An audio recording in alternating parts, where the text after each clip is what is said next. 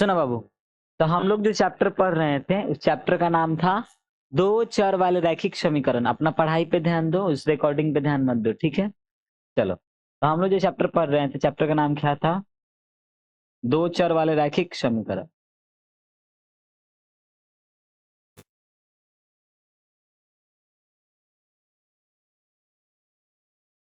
रैखिक समीकरण युग्म, रैखिक समीकरण युग्म। अच्छा, इसमें हम हमेशा बताए थे, इसमें हमारे पास युग्म मतलब दो समीकरण रहेगा। कितना समीकरण बाबू? दो समीकरण। और दो समीकरण रहेगा, ठीक है। और उसमें कितना को चर रहेगा? दो गो चर रहेगा। नाम से ही पता चल रहा है कि भैया इसमें दो गो क्या रहेगा? चर रहेगा, ठीक है। तो इसमें दो गो चर है। और रैखिक मतलब घात कितना रहेगा? एक रहेगा। हम बताए थे इस प्रकार के समीकरण को हल करने के कितने मेथड्स होते हैं? दो। एक होता है ग्राफीय मेथड और एक होता है बीजगणितीय विधि, जिसमें तीन विधि आता है: विलोपन, प्रतिस्थापन और ब्रजगुणन। जिसमें सामने प्रतिस्थापन और विलोपन मेथड को क्या कर लिए थे बाबू? सीख चुके थे।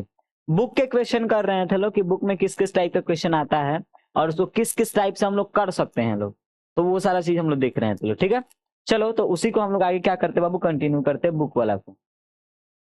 चलो, बुक में देखते हैं किस किस टाइप का क्वेश्चन है। हम लोग शायद यही कल कराए थे ना।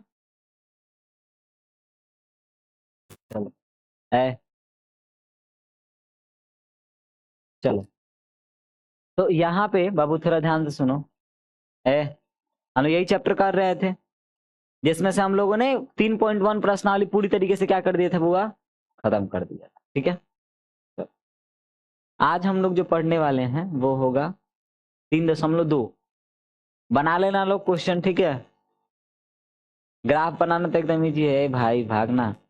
चलो तो ये प्रश्नावली के ये सारे क्वेश्चन को हमने कंप्लीट करा दिए थे कि जो भी सारा क्वेश्चन था बोले थे जिसको डाउट हो वो अपना घर से पढ़ के आएगा, हमसे क्या कर लेगा बाबू? पूछ लेगा। चलो, आज हम लोग इसी के आगे वाले सवाल को हल करने वाले हैं, ठीक है। चलो हल करते हैं और देखते हैं लोग कि किस प्रकार इसको सॉल्व कर सकते हैं, ठीक है। चलो, ये सारा हम तुम लोग को अनेक हल, एक हल सारा चीज सिखा चुके हैं।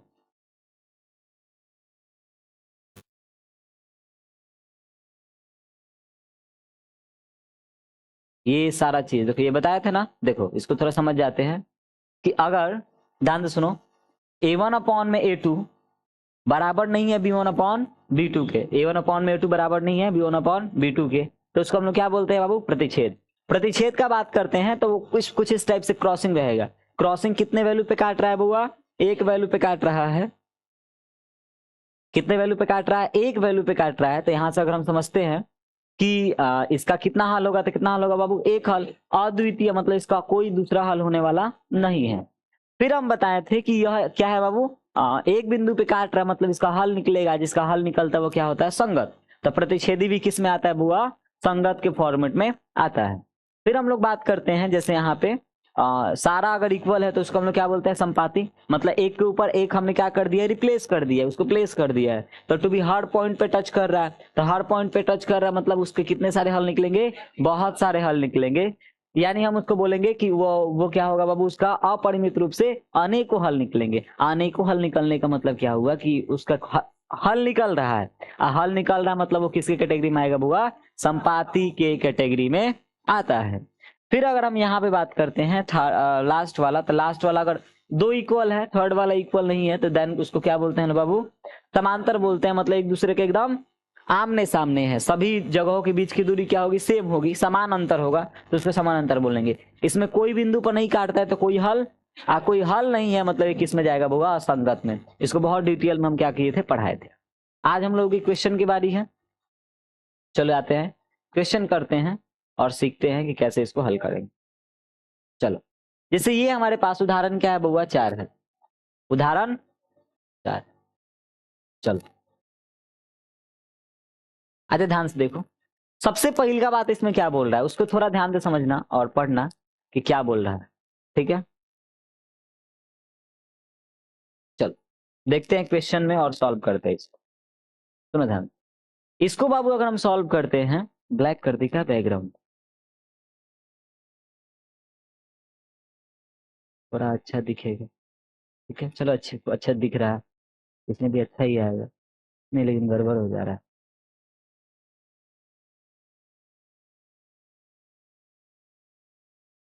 चलो यही ठीक है। देखो बाबू, तो इस क्वेश्चन को अगर हम सॉल्व करते हैं तो पहले क्वेश्चन में तो पढ़ेंगे क्या बोला था। तो क्वेश्चन में अगर समझाई तो कहता उदाहरण 4 है, ग्राफ द्वारा जांच कीजिए कि समीकरण युग्म है, समीकरण युग्म संगत है। यदि ऐसा है तो उन्हें बताना है, अगर संगत है तो उसका ग्राफ बनाना है, अगर संगत नहीं है तो उसका ग्राफ छोड़ देना है। तो संगत दो केस में होता है, कब? जब हल निकलेगा तब, और हल दो केस में निकलता है। एक बहुआ किसके केस में? एक प्रतिच्छेदी के केस में, प्रति ऐसे नहीं लिखाएगा, प्रति प्रतिच्छेदी के केस में, और एक निकलता है किसके केस में बुआ? संपाती के केस में। इन दोनों केस में हल निकलता, अगर इन दो आ रहा है तो मतलब क्या है बुआ? संगत है, और नहीं आ रहा है मतलब फिर क्या है बुआ? दिक्कत है। चलो सॉल्व करते हैं। हमारे पास है x plus 3y is equal to 6, और एक है 2x plus, sorry 2x minus 3y is equal to 12।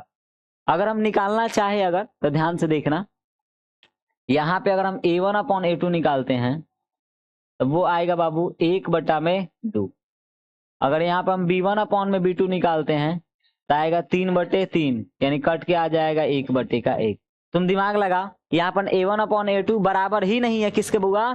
b1 upon b2 के। तो अब हम इस बात को मेंशन करेंगे ना कि a1 अपॉन a2 इक्वल नहीं है b1 अपॉन b2 के। तो बताइए ये जो केस बनता है ये किस में बनता है?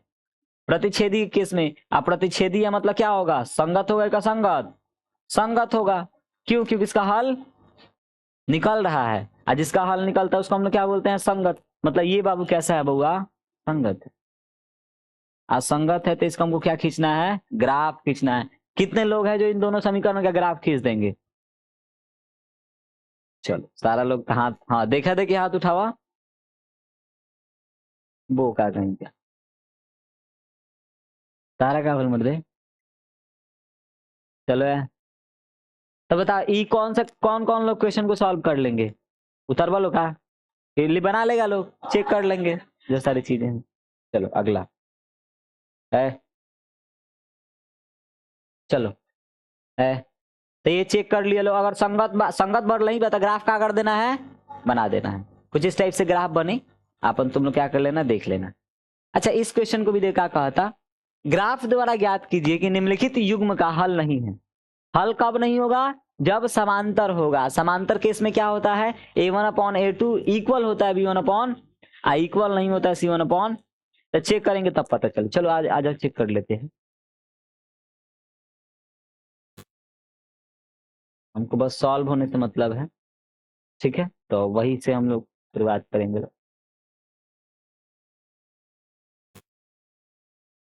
चलो आजा, अब इस प्रश्न को सॉल्व करते हैं कि किस प्रकार हल कर सकते हैं। तो बाबू यहाँ पे अगर हम दिमाग लगाएं तो दिमाग लगावे ऐसा कोनो कामे नहीं खे में, डायरेक्ट हमको चेक करना है। तो यहां से ध्यान देखो, डायरेक्ट निकालो a1 अपॉन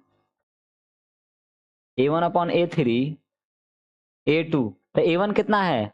5, b1 कितना है? 3।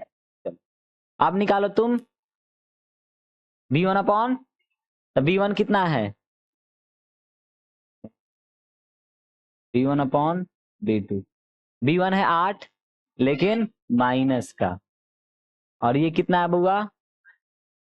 बटे का 5। अब इसको सोचो तुम लोग सॉल्व करेगा कैसे, देखो ऐसे सॉल्व कर सकता है।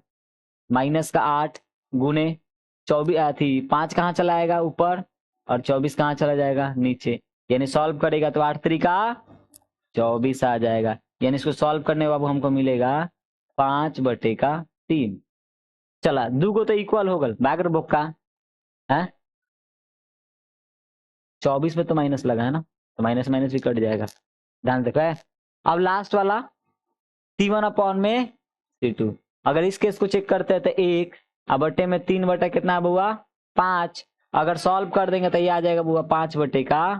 तो हम क्या बोलेंगे कि a1 अपॉन a2 बराबर है b1 अपॉन b2 बराबर है c1 अपॉन c2। अच्छा ये केस तुमको कहाँ देखने को मिलता है? A1/A2 समांतर में इक्वल बराबर हो तो दारू रुपया है लोग का।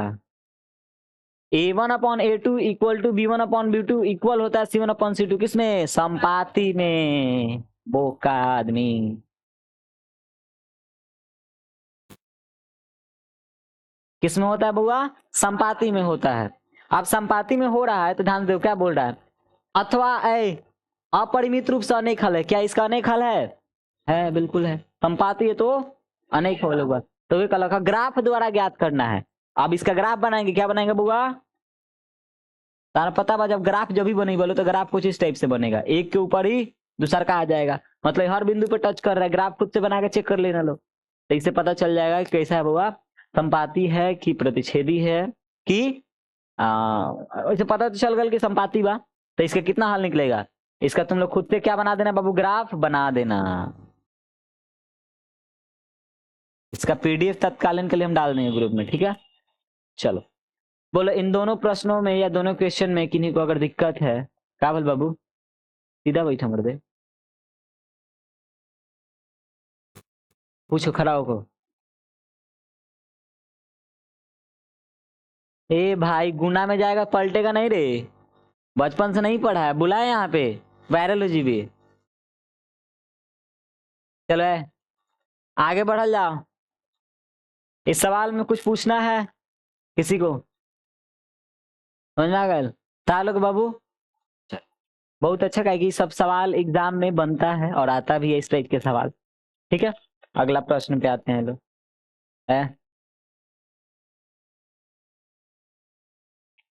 चलो अब इधर देखते हैं लोग। अब चंपा है, कुछ पैंट और शर्ट खरीदती है। चला है चंपा चमेली। चंपा नाम कौन रखता है भाई? ऐ आजकल के जमाना में चंपा नाम किसी का है का?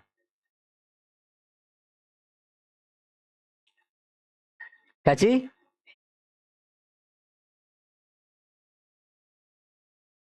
ऐ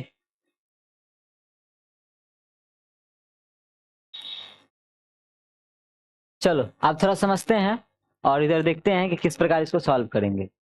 देखो प्रश्न एकदम सिंपल है, बस खाली देखे में भारी बा, बाकी कुछ भी क्वेश्चन में है नहीं भाई। कायदे से देखा जाए तो कुछ नहीं है। चलो सॉल्व करते हैं और देखते हैं कि प्रश्न में क्या बोला था और इसको किस प्रकार आंसर मंगाना है। बउआ हो गया, स्पंज खत्म हो गई बा। चलो इधर देखते हैं। अच्छा कहा था, सुनो हेलो बाबू, कहा था कि एक चंपा नाम की लड़की है और ओकर एगो दोस्त है जिसका नाम क्या है? चलो दोस्त नहीं है, एक चंपा नाम की लड़की है जो सेल में से कुछ पैंट और स्कॉट खरीदती है। पैंट जो पहना है, स्कॉट मतलब जहां तक होता है तो स्कॉट है। जब देखा नहीं है, जरूरी थोड़ी है। हम बोलेंगे साड़ी को लपेट के पहना जाता है, हम उस सब काम का नहीं है। वो क्या कहेंगे?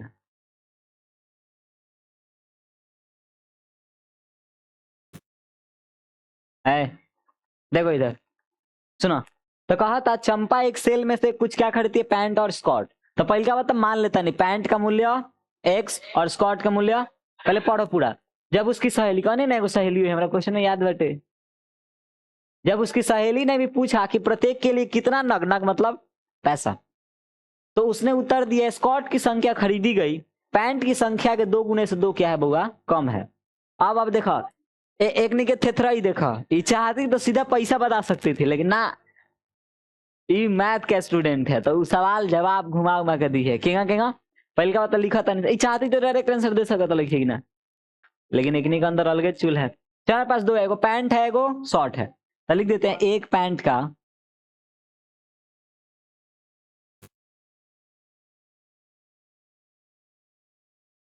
मूल्य क्या मान लिया बाबू?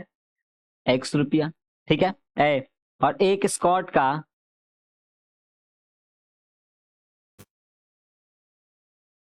मूल्य y रुपये। चलो आज देखा था ई बात है मान लेनी सन कि एगो शॉर्ट बाटे ओकर दाम कितना बा एक्स और एगो स्कॉट है उसका दाम कितना मान लेने से बाबू वाई। अब क्वेश्चन में क्या बोल रहा है सॉल्व करने का, ध्यान से देखो। अब प्रश्न से चलते, किससे चलते बुआ कि प्रश्न में क्या बोला था और किस प्रकार इसको सॉल्व करना है।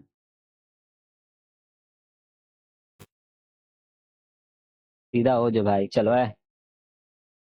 देखो बाबू, कहा था कि उसकी जब सहेली ने पूछा तो देखा ये आंसर क्या दे रही है, आंसर दे रही है कि पहली बात प्रश्न से चलते हैं।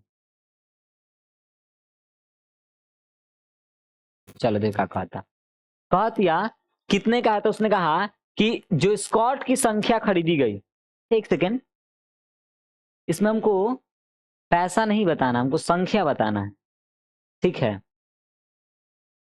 यहाँ पे हम लोग मूल्य नहीं मानेंगे, यहाँ पे क्या मानेंगे लोग, संख्या मानेंगे। यहाँ पे क्या मान लेने से संख्या चलेगा। तो कह रही है कि जो स्कॉट की संख्या खरीदी गई है, मान लेते हैं स्कॉट क्या खरीदा गया है, वाई, रुपया था हटा दे, स्कॉट वाई एक्स खरीदा गया है। भगवान आंख दिले वारन की ना तारा लोग की। Good morning. दिख रहा है, बुक तो दिख रहा है, हाँ यहाँ पे है, दे दो उनको।